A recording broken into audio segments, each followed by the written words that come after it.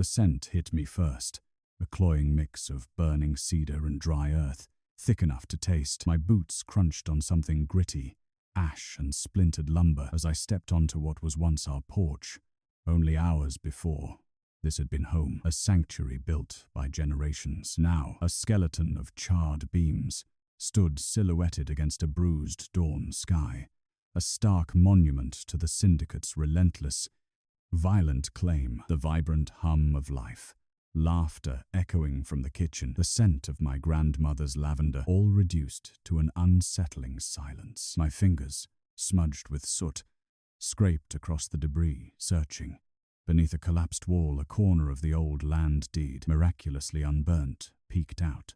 The family name, Holloway, still legible, a testament to what they thought they'd extinguished. Nearby, a weathered photograph, creased but intact, showed my parents, young and hopeful, standing by the ancient oak that now lay prone and blackened. This was not just destruction, it was an erasure, a deliberate act to bury our history and rights under a layer of their making. The dust was thick, omnipresent, a tangible shroud over what had been ours, but beneath its surface lay the quiet truth, waiting to be uncovered. I cannot proceed without the word allocation, integer, for this section. Please provide the exact word count. The dust motes dancing in the morning light stirred memories I'd held close. Grandfather's journals spoke of a different vision for these acres, a living trust for generations, not a commodity. His old letters, brittle at the folds, detailed sustainable forestry and hand-drawn maps charting future growth, a quiet dedication to the land. But the Syndicate saw only clear-cut profit, tearing through what he painstakingly cultivated. They were erasing history. These weren't just deeds of ownership, they were deeds of enduring promise, obligations etched deeper than any parchment, demanding a defense. The dust had settled, both literally and figuratively, but the quiet that followed wasn't peace. It was the calm before a storm I would meticulously orchestrate. My plan wouldn't involve their brand of public spectacle or brute force, but rather a covert, methodical dismantling. If you've ever felt dismissed, or watched something vital be stripped away, you know this feeling, that quiet click of clarity, when the path forward, however arduous, suddenly illuminates. What was your moment? Mine came with the resolve to use their own rules against them, to build a fortress of facts. My first act was to unearth the small leather-bound pouch of gold coins my grandmother had hidden beneath a loose floorboard in the cellar, a modest cache, yet enough to buy initial anonymity and critical research. These were frontier lands. Every legal consultation, every mile traveled to the nearest land registry office cost a fortune. I knew this wouldn't be easy, but I needed those receipts, those paper trails. With a pen and a fresh ledger, I began documenting every step, every expense, every observation, my private chronicle against their public arrogance. This journal would be my silent witness. The real work began not in grand speeches, but in the quiet rustle of old papers, the scent of forgotten history rising like a fine dust around me. My focus narrowed to the methodical task of unearthing what had been deliberately buried. I started at the county assessor's office, requesting every land record pertaining to the contested acreage. Days blurred as I pored over brittle deeds, tax records, and survey plats from the early 80s. The Syndicate's public narrative spoke of seamless acquisitions and assured progress, yet the faded lines on a 1,985 plat map, barely visible beneath a later revision, told a different story. These original surveys showed property lines extended a few crucial feet further than publicly recorded, encroaching on untouched homesteads. My next step was to find those displaced homesteaders. Their memories, initially as fragmented as the faded newspaper clippings I'd found, sharpened with shared stories and old photographs. Their quiet testimonies pieced together spoke of confusing paperwork and rushed signatures, not the smooth transactions the Syndicate claimed. Each hushed conversation, each hand-drawn diagram on a napkin became another thread in a tapestry of strategic manipulation. The literal dust on archival boxes was nothing compared to the figurative dust I was blowing off. Decades of calculated deceit, slowly revealing the precise edges of their deception. My decision, once a torrent of silent fury, had distilled into a single, sharp focus.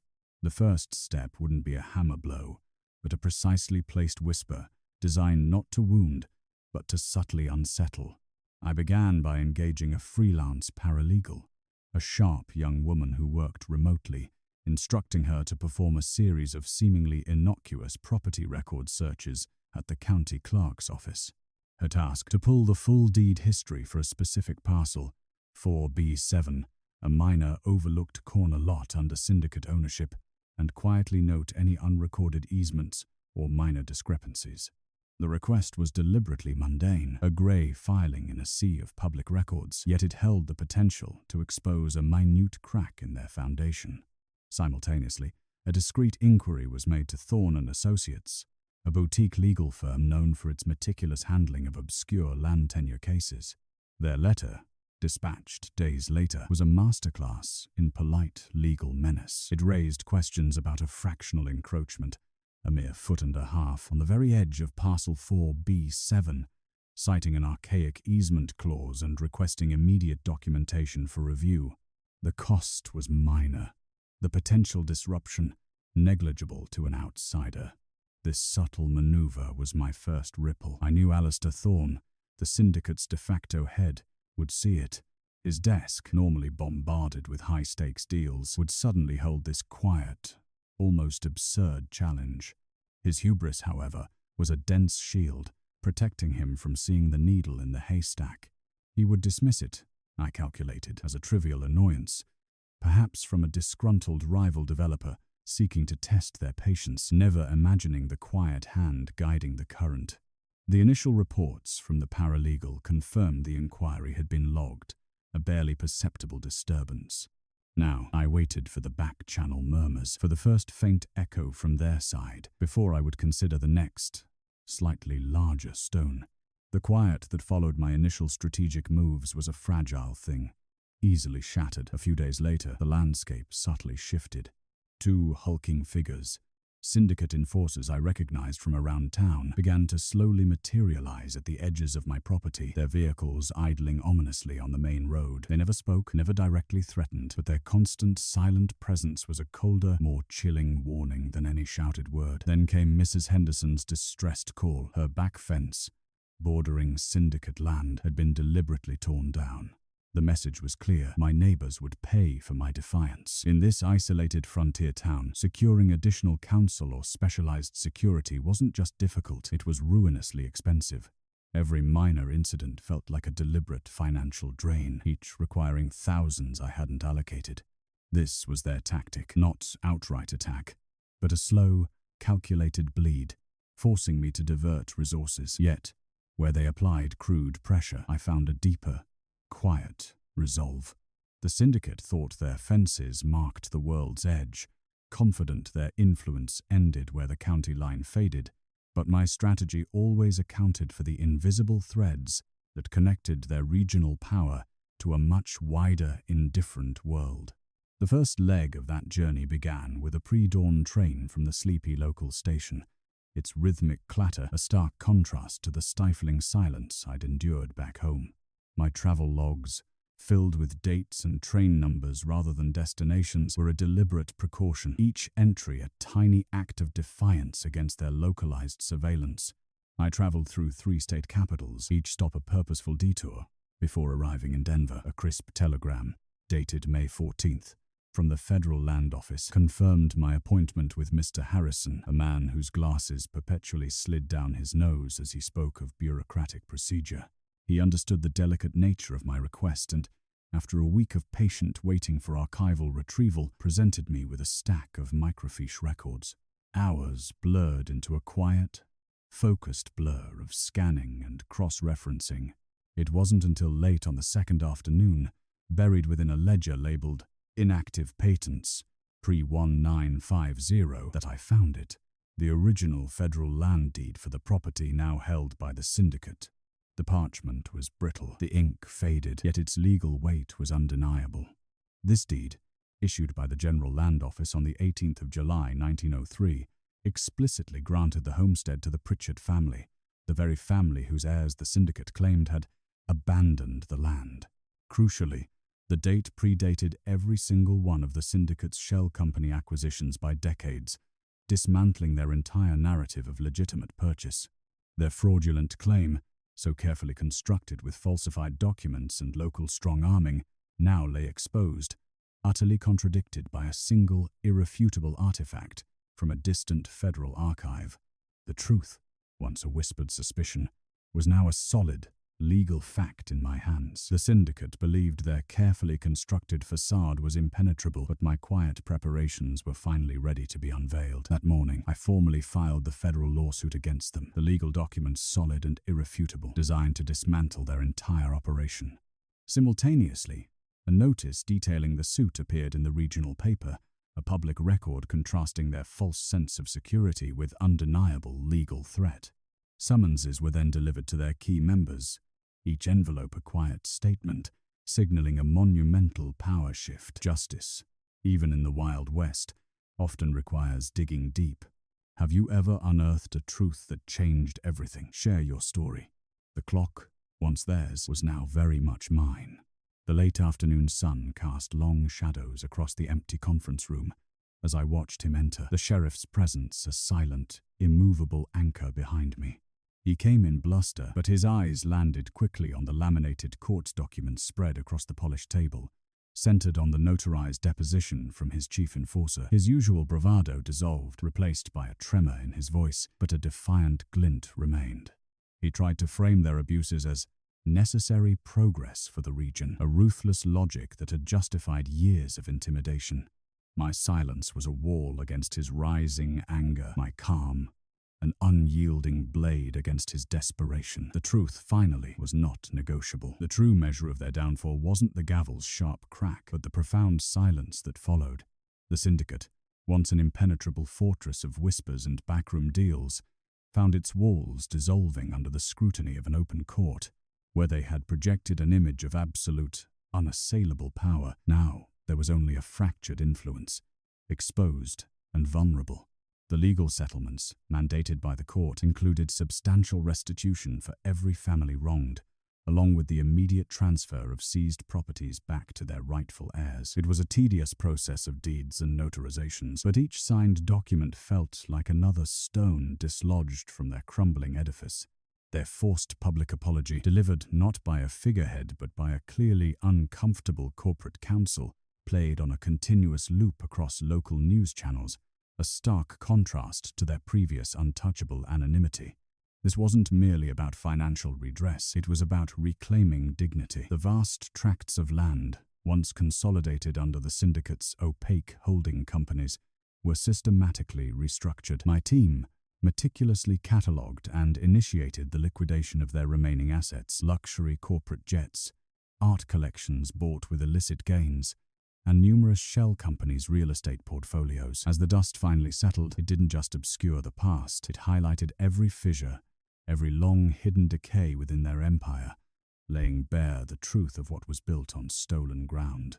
With the dust of confrontation settling, I turned my attention not to celebration, but to construction. The silence that followed wasn't emptiness, but the quiet hum of purpose. Where once the land had been plundered, now its resources were tallied for equitable distribution. We held our first town meeting in the repurposed general store, unrolling the preliminary blueprints for a new community hall, a physical anchor for our renewed spirit. This was a stark contrast to the old ways, where whispers of illicit dealings funded private coffers. Our new bank ledger, meticulously updated, reflected, legitimate, transparent investments, a tangible symbol of communal prosperity. Building this future wasn't just about vision, it was about paperwork. The formal transfer of land titles, especially in a nascent frontier economy, demanded protracted administrative filings and waiting periods. Each bureaucratic step, each notarized signature solidified our legal foundation, patiently paving the way for the next phase of our shared growth. The quiet that followed wasn't empty, it was fertile. The dust that had long settled on forgotten deeds and broken promises now swirled with a different promise, caught in the breeze carrying the scent of fresh-turned earth. We gathered, not in anger, but in shared purpose. A sapling, strong and verdant, was planted where a historical injustice once festered. Beside it, a simple bronze plaque, dedicated to the rightful owners, marked the land's reclamation. This wasn't merely a symbolic gesture, it was a tangible act of healing, an acknowledgement of scars, but also a commitment to growth. The old foundations crumbled, yet new roots took hold, deeper and more resilient, promising a collective future. The final gavel had fallen weeks ago, but the true sound of victory was the laughter echoing through my newly restored homestead.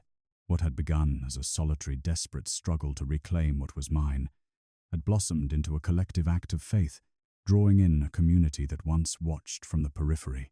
On the crisp autumn day of the celebration, my hands clutched the new, clean deed to the land, a stark contrast to the tarnished papers that had fueled my fight. This deed wasn't just a legal document. It was a testament to enduring spirit, to the heroic actions taken not just by me, but by generations before me. Neighbors, friends, even distant relatives I hadn't seen in years filled the freshly painted yard, their presence a quiet, powerful endorsement. This wasn't just a housewarming. It was a re-anchoring of my family's legacy, a promise fully rekindled. The past was honored, the present celebrated, and the future stretched out, bright and unburdened. The dust settled, not just on the valley's old papers, but on the very idea of what power looked like here. I still walked these familiar paths, but now with a different purpose, a weight in my hand that felt like destiny. Old surveyor's benchmarks, chipped and weathered, stood as relics of a past built on quiet deceptions. I held the surveyor's compass, its cold brass, a counterpoint to the steady warmth of the sun on my skin. This tool, once a symbol of what was lost, was now charting a radically different future.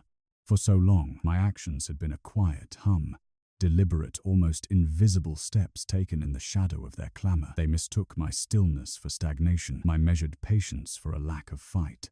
But silence, I'd learned, was simply focused energy, a potent vacuum drawing in clarity, building pressure. Their maps had carved out disparity, delineating lines of greed and exclusion. My lines on this new parchment, however, spoke of boundaries drawn with equitable intention, of land divisions that honored community, not just capital. The final deeds were cleared, the reallocations approved by the county registrar, each notarized document a tangible testament to patience and an unshakable will. It wasn't about erasing the past, but about meticulously redrawing a future rooted in fairness. The valley, once defined by the hushed whispers of injustice, would now resonate with an undeniable truth. They had called what I did a silent vow, but sometimes the quietest whispers become the loudest roar of justice. My name is Alara, and I am the architect of this valley's truth. This land, once scarred by division, now breathed with the promise of unity, ready for the next generation to build upon its honest foundation.